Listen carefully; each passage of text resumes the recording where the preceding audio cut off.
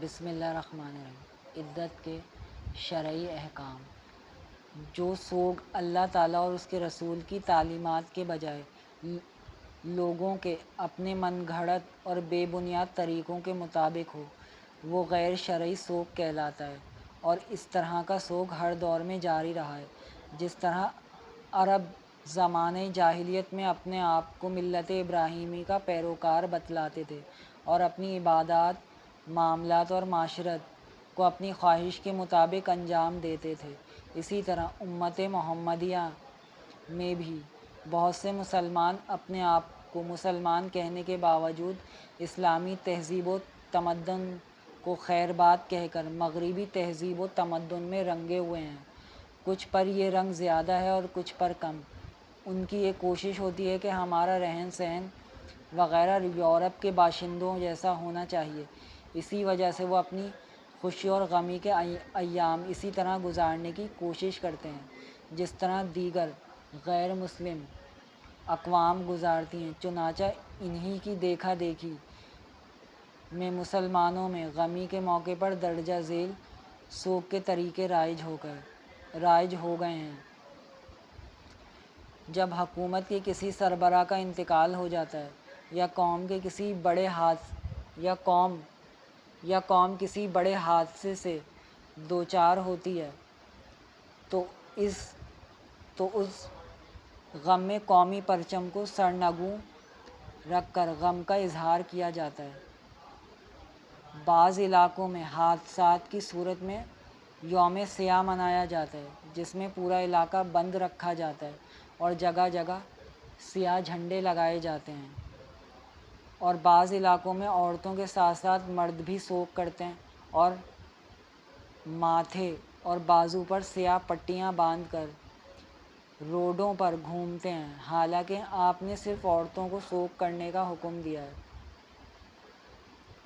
اور بعض لوگ سوگ میں ماتمی جلوس نکالتے ہیں اور ماتم میں تعزیہ وغیرہ نکالتے ہیں اور ماتمی دھن بجاتے ہیں، حالانکہ آپ علیہ السلام نے ماتم کرنے سے صراحتاً منع فرمایا ہے۔ اور بعض لوگ خاموش رہ کر سوگ کرتے ہیں۔ اور بعض علاقوں میں تو کسی لیڈر وغیرہ کے قتل پر عام تعطیل کے ساتھ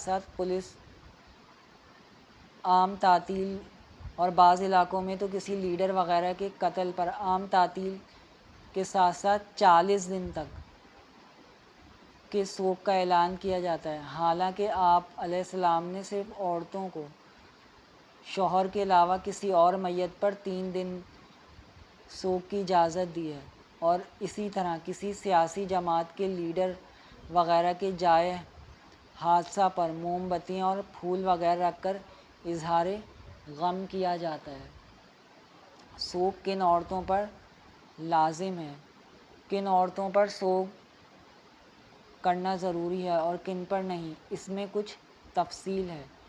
درجہ ذیل نمبر وار ہر ایک کو ذکر کیا جاتا ہے تاکہ استفادے میں آسانی ہو۔ نمبر 1، علماء احناف کا اس بات پر اتفاق ہے کہ جس عاقل بالغ مسلمان عورت کے خاوند کا انتقال ہو جائے تو اسے عدت وفات میں سوگ کرنا ضروری ہے، خواہ اس کو اپنے خاوند کے ساتھ تنہائی میں ملنے کا موقع ملا ہو یا نہیں، یعنی خلوت صحیحہ، خواہ وہ جوان ہو یا بوڑھی۔ نمبر 2،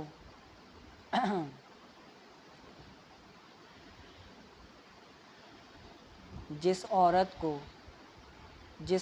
کو اس کے خاوند نے طلاق